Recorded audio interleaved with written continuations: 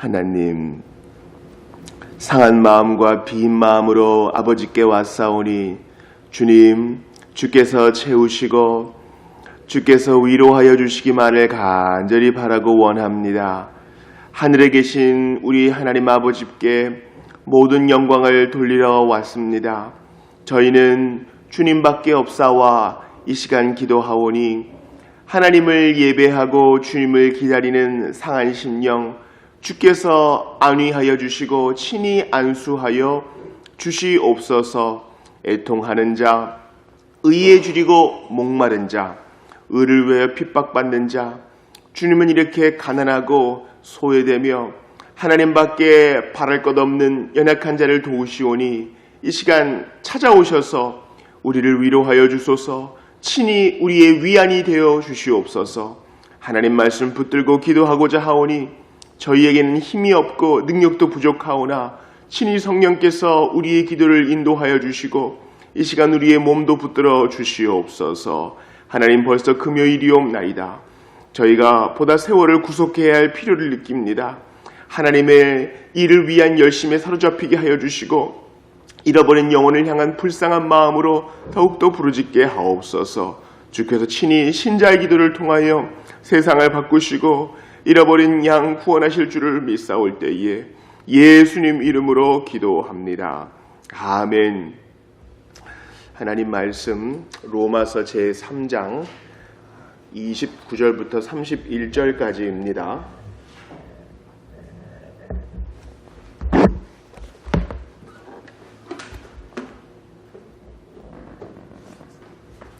로마서 제3장 29절부터 31절까지의 말씀을 합독하겠습니다. 시작.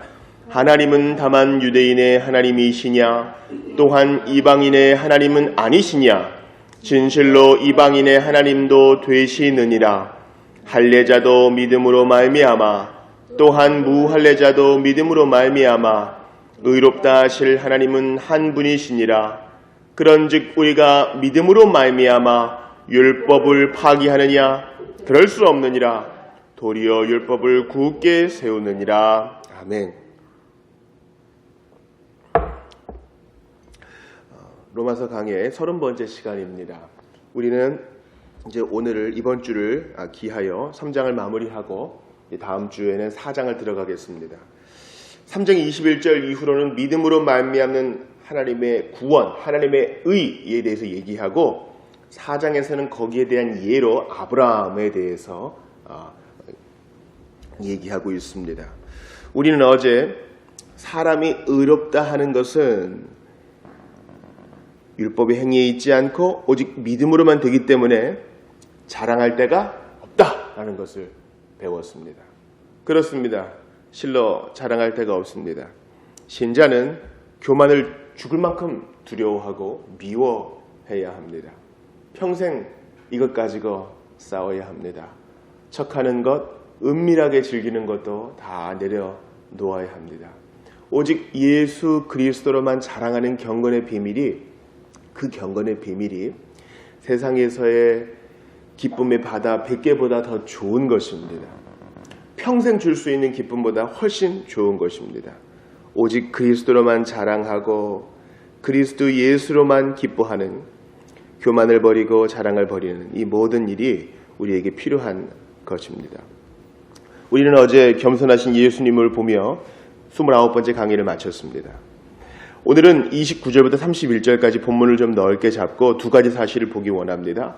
즉, 하나님은 차별 없이 구원하신다라는 바울의 반복이고요. 또 하나는 이러한 하나님의 구원 방식은 오히려 율법을 세운다는 사실입니다.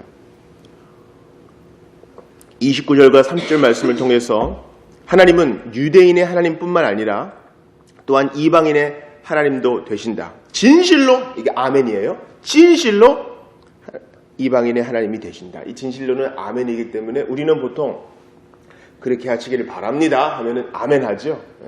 근데 보통 히브리 사람들은 아멘, 아멘. 우리 예수님도 진실로, 진실로 이렇게 말씀하시잖아요. 진실로. 그러니까 먼저 내가 참된 얘기를 할 때 먼저 아멘을 탁 뱉는 거예요. 아멘 주 예수의 오시옵소서, 이것이지요. 진실로 이방인의 하나님 되신다. 이 당연해 보이는 진술이 당시 사람들에게는 가리워져 있었습니다.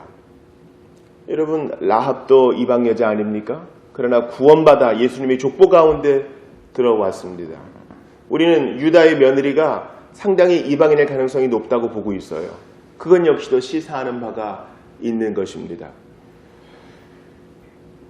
또한 햇사람의 아내였던 바세바도 마찬가지입니다. 우리아와 아세아는 아마 같은 이방인이었을 가능성이 높습니다. 룻도 마찬가지고요.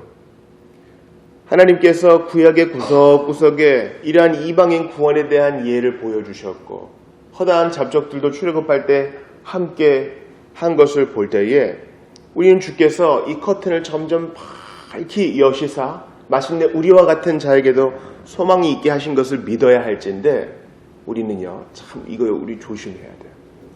유대인들처럼 우리도 마음이 굳어질 수 있게 돼요. 우리는 늘 이래 왔으니까 이게 당연한 것처럼 그렇게 되는 것입니다. 한번 고아원에서의 폭력 사태를 다룬 적이 있습니다. 지금은 그런지 모르겠지만 과거의 고아원에서는요, 나이가 제일 많은 형이나 누나들이 아이들을 탁 뒷마당에 앉혀놓고 한 사람씩 싸움을 시킵니다. 그렇게 해서 재미를 누리는 거예요. 그러면 나이 많은 사람이 취업해서 고아원을 나오면 그 다음 아이가 또 최고 자리에 올라가서 아이들을 또 싸움을 시키는 거예요. 그리고 너는 오늘 장이 있으니까 가서 무엇을 훔쳐오너라. 너는 오늘 사람 많은 시장에 가서 무엇을 가져오너라 시킵니다. 한 사람은 빠지고 또 다른 사람이 들어섰지만 그대로 하는 거예요. 그게 잘못된 것인 줄 모르고 늘 해오던 것이기 때문에. 여러분, 초등학교 아이들 보세요. 너 그거 왜 하니? 저희는 늘 그래 왔어요. 저희 반에서는 늘 이러는 거예요. 사람은요, 생각하지 않으면요, 굳어지기 마련입니다. 우리 예수님께서 바리새인들에게 네가 성경의 교사인데 그 성경이 나에 대해 말하는 것을 알지 못하는구나. 이 교훈을 깊이 새겨야 합니다. 따라서 우리 하나님께서 모든 사람에 대하여 팔을 벌리시고 나에게 오라 하신다는 사실을 기억해야 돼요. 30절 또 얘기하죠. 할례자도 믿음으로 말미암아 무할례자도 믿음으로 말미암아 위의 얘기를 반복하는 겁니다. 말미암아 의롭다 하실 하나님은 한 분이시다. 아브라함이 할례 받을 때 이미 그 전에 믿음으로 의롭다함을 얻었다. 놀라운 선언을 한 것을 우리는 다음 주에 보게 될 것입니다. 여러분, 할례자와 무할례자가 다 차별 없이 믿음으로 말미암아 구원을 얻습니다. 그러므로 우리의 전도 방식은 무엇이 되어야 합니까? 하나님, 교회 안에 차별이 없게 도와주십시오. 나이가 많건 적건 간에 이 믿음으로 말미암아 하나님의 의로움을 수여받으니 하나님의 의롭다 하심 선언을 들으니 누구나 다 죄 지을 만큼 충분히 나이를 먹었습니다. 죽을 만큼 충분히 나이를 먹어가고 있습니다. 예수님께 나올 만큼 충분한 나이를 먹은 사람은 다 주께 나올 수 있도록 도와달라고 기도해야 합니다.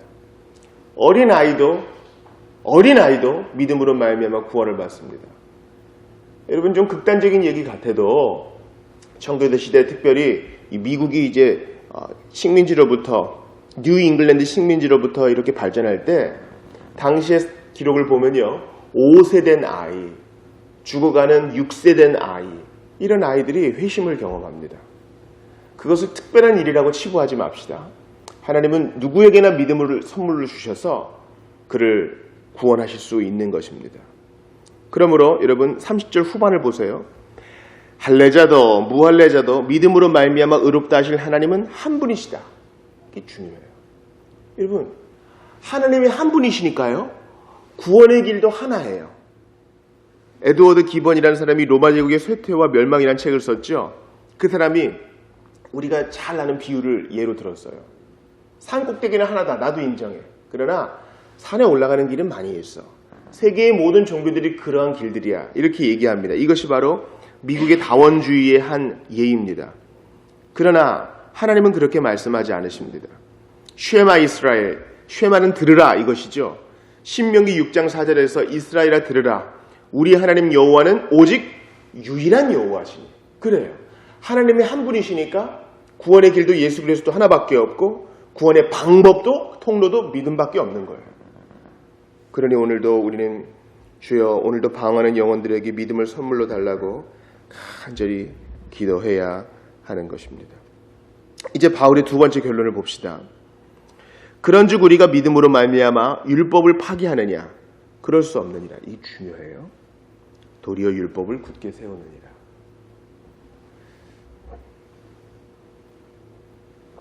우리는 예수 그리스도를 믿음으로 말미암아 과거의 옷을 벗어 던지고 주께서 친히 그 보혈로 빨아주신 바 새하얀 옷을, 흰 옷을 입은 자가 되었습니다. 죄를 지으면 이 옷을 벗고요. 깨끗한 삶을 살면 다시 이 옷을 입고 그런 것이 아닙니다. 벗고 입고의 과정이 아닙니다. 그리스도로 옷 입은 자는 영원히 그 옷 입고 사는 것입니다.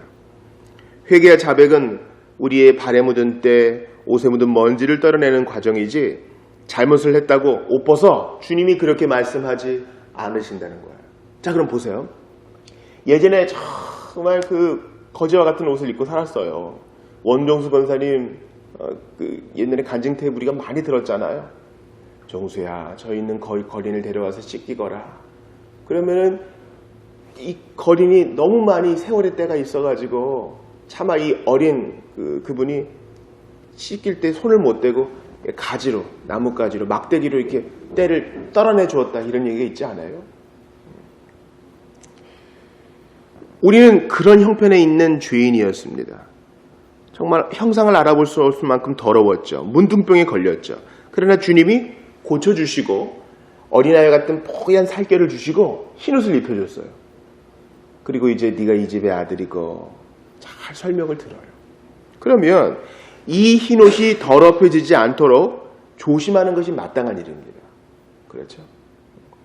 이 흰옷을 깨끗하게 유지해야 난 이 집의 아들이 될 수 있어.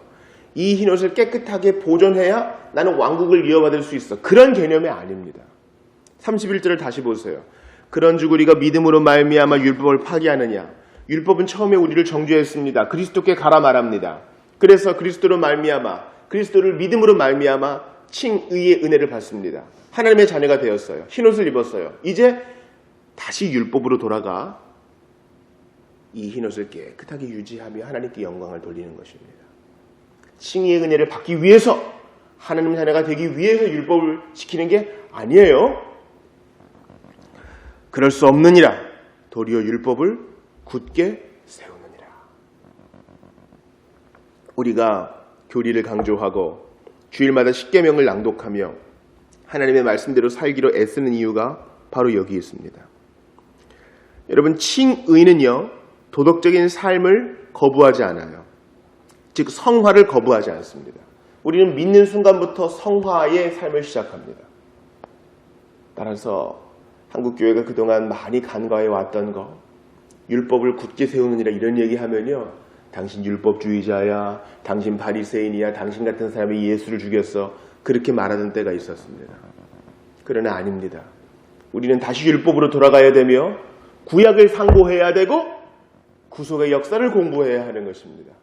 이제 믿는 자로서 어떻게 살아야 하는 것인가 진지하게 고민해야 되는 것이에요. 왜냐하면 그만큼 예수의 보혈의 가치가 있기 때문에 그렇습니다. 우리가 얻은 구원의 큰 것이 참으로 놀랍기 때문입니다.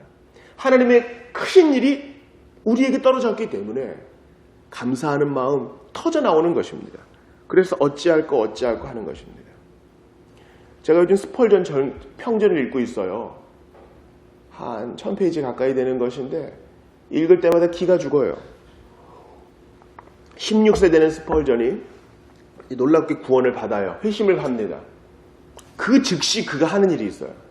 마치 바울이 다메섹에서 구원받은 즉시 복음의 도를 전했던 것처럼 그도 자기가 하고자 하는 일, 즉 하지 않고는 견딜 수 없는 그 일을 해요. 즉 자기가 종이만 있으면 소책자를 쓰고 종이만 있으면 성경 구절을 써서 사람들에게 배포하고 나누어주고 사람들을 설득하는 겁니다.